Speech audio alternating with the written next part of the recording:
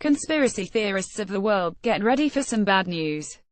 Trump administration and other government officials say privately that President Donald Trump is almost certain to block the release of information from some of the thousands of classified files related to the November 1963 assassination of President John F. Kennedy that are scheduled to be made public in less than a week by the National Archives.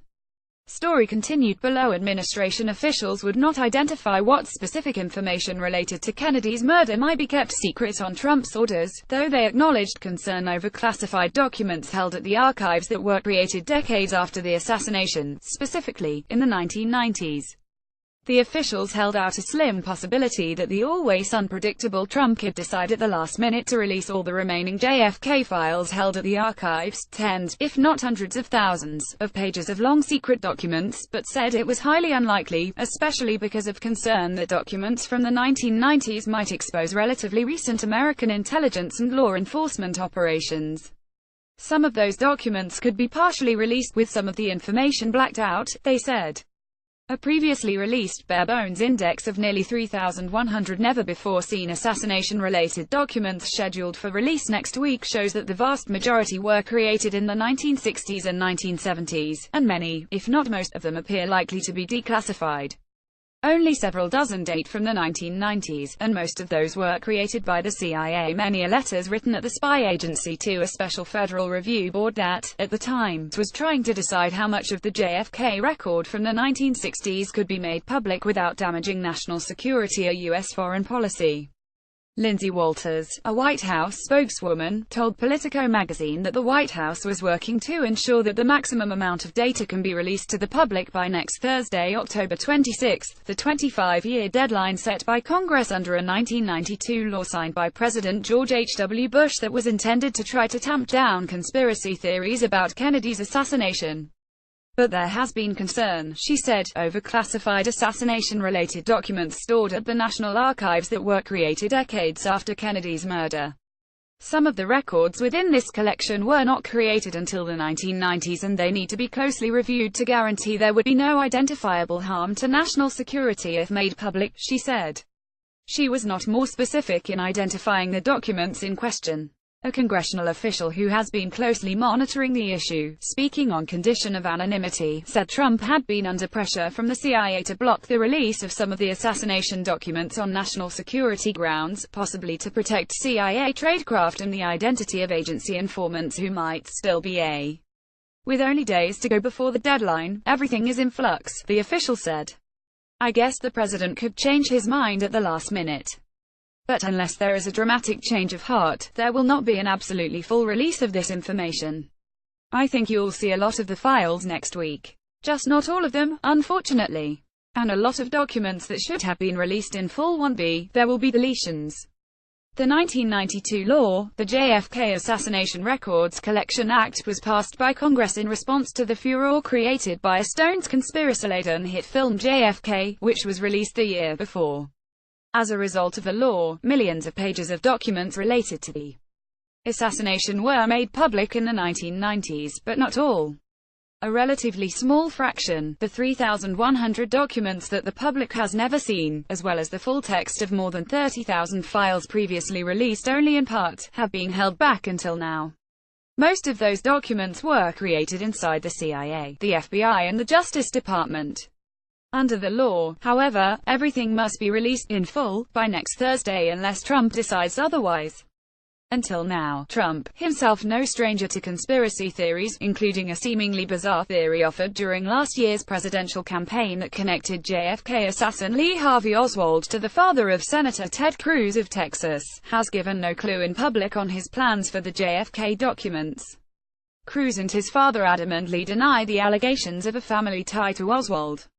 Almost 54 years after Kennedy's murder in Dallas, a White House decision to block the release of any of the documents will outrage historians, other researchers and the nation's army of conspiracy theorists, who have been waiting for years for the release of the last of the assassination files. A bipartisan group of lawmakers on Capitol Hill has joined together in recent months to call for full disclosure of the JFK files. In an interview this week, Rep. Walter Jones, a North Carolina Republican who has led the effort, said he has yet to receive word from the White House on its plans for the documents. But he said he is working with Trump's friend and advisor Roger Stone, the controversial Republican consultant who had recently become entangled in congressional investigations of possible collusion between Russia and the 2016 Trump campaign, to pressure the president to agree to a full release. Stone, author of a book alleging that President Lyndon B. Johnson was the mastermind of JFK's assassination, has said that he had been told authoritatively that CIA Director Mike Pompeo is urging Trump to block the declassification of some of the agency's files. Jones said, "Stone tells me he talks to the president regularly, and I think Roger Stone has real influence." In an interview Thursday with radio talk show host, and ever-outraged conspiracy theorist, Alex Jones, Stone said that he had talked to Trump by phone Wednesday to urge the president to release all of the JFK documents. He did not tip off his current decision, Stone said. But Trump was all ears, he said, and I am optimistic the president is going to do the right thing. Stone said he was hopeful that Trump would decide to declassify the full library of documents based on his general comments and on his long history of supporting transparency. A move to block any of the release would doubtless help keep conspiracy theories that have swirled around Kennedy's murder virtually from the moment those gunshots rang out in Dealey Plaza in Dallas on November 22, 1963. Opinion polls in recent decades have shown consistently that the American people believed there was a conspiracy in Kennedy's death, despite government investigations that concluded Oswald acted alone. "If there is not full disclosure of the documents, I would be very disappointed," said Judge John R. Tunheim, the federal judge in Minneapolis who led the Assassination Records Review Board, the temporary federal agency created by the 1992 law that was responsible for the initial declassification of assassination documents. The time for full disclosure has long since passed. Tunheim thinks the White House could be referring to letters and other written communications from the CIA to the Review Board in which the spy agency referred to continuing American intelligence operations at the time that might be compromised if documents from the 1960s and 1970s were made public. The previously released index of the 3,100 never-before-seen files identifies dozens created by the CIA in the 1990s with the cryptic subject line referring to the Assassination Records Review Board CIA correspondence re-ARRB. Tunheim stressed that he has had no contact with the White House or the CIA on the issue, but he suspected those may be the documents that Trump is under pressure to keep secret. "This is just a guess, but maybe those are CIA documents in which the CIA argued that the release of a 1960s document would expose a 1990s intelligence operation," he said. He said he suspects the CIA might argue that their release, even in 2017, could still do damage by revealing relatively recent CIA spy operations. While that might be a logical argument for the spy agency to make, Tunheim said, he hoped the president would reject any appeals from the CIA and release everything next week. "It seems hard to believe that a 1990s intelligence operation is still something that's going on today and needs to be protected," he said. Reached Thursday night, a CIA spokesman referred a reporter back to a statement from last week in which the spy agency said it continues to engage in the process to determine the appropriate next steps with respect to any previously unreleased CIA information. The National Archives has said that, once it has final approval from the White House, it will make available the full library of available documents on its website in a single day sometime between now and next Thursday.